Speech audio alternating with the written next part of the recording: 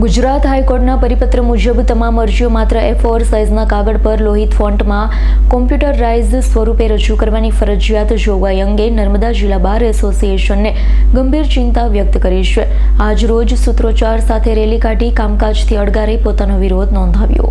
આ બાબતે અગાઉ પણ નર્મદા જિલ્લા બાર એસોસિએશન દ્વારા માનનીય મુખ્ય ન્યાયમૂર્તિ ગુજરાત હાઈકોર્ટ, વહીવટી ન્યાયમૂર્તિ તથા પ્રિન્સિપલ ડિસ્ટ્રિક્ટ એન્ડ સેશન જજ નર્મદાને રજૂઆત કરવામાં આવી હતી. રજૂઆતમાં જણાવ્યું હતું કે રાજ્યના આદિવાસી અંતરિયાળ વિસ્તારોમાં હજુ પણ કોમ્પ્યુટર, પ્રિન્ટર, ઇન્ટરનેટ અને અન્ય ટેકનિકલ સુવિધાઓનો પૂરતો અભાવ છે.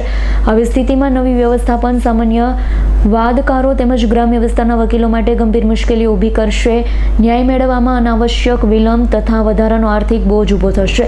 નર્મદા જિલ્લા બાર એસોસિએશનને માંગણી કરી છે કે જ્યાં સુધી રાજ્યભરમાં જરૂરી માળખાકીય સુવિધા ઉપલબ્ધ ન થાય ત્યાં સુધી હાથથી લખેલી અરજીઓ તથા ફૂલસ્કેપ કાગળ પરની અરજીઓ અગાઉની જેમ સ્વીકારવામાં આવે. સાથે જ હાલ બહાર પાડવામાં આવેલા નોટિફિકેશન કાયમી ધોરણે રદ કરવામાં આવે તેવી પણ માંગણી કરવામાં આવી. સાથે જ નર્મદા જિલ્લા બાર એસોસિએશન દ્વારા સર્વાનુમતે વધુમાં તેવો પણ ઠરાવ કરવામાં આવ્યો છે કે આજથી અનિશ્ચિત સમય સુધી નર્મદા જિલ્લાના વકીલો અદાલતી કામગીરીથી અળગા રહેશે. જો સોમવાર સુધી આ નોટિફિકેશન પરત ખેંચવામાં નહીં આવે તો મંગળવારથી વધુ જ્વલંત અને વ્યાપક આંદોલન શરૂ કરવામાં આવશે.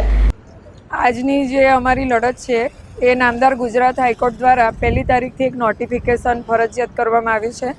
એ નોટિફિકેશન મુજબ A4 સાઇઝના કાગળો અને એની સાથે સાથે જે ફોન્ટ છે એ લોહિતો અને એ રીતના ફોન્ટ છે બે, એ ફોન્ટ અત્યારે બિલકુલ ચલણમાં નથી.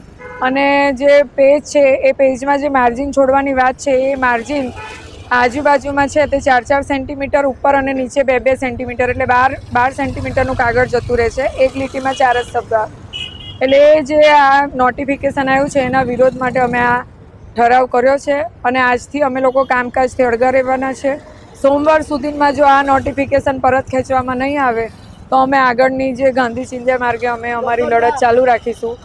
એટલે અમે આ આપના માધ્યમથી નામદાર હાઈકોર્ટને કહીએ છીએ કે આનું જે અમલીકરણ છે એ પક્ષકારો માટે પણ ખૂબ ખર્ચાળ બને એમ છે, વકીલો માટે પણ ખૂબ ખર્ચાળ બને એમ છે.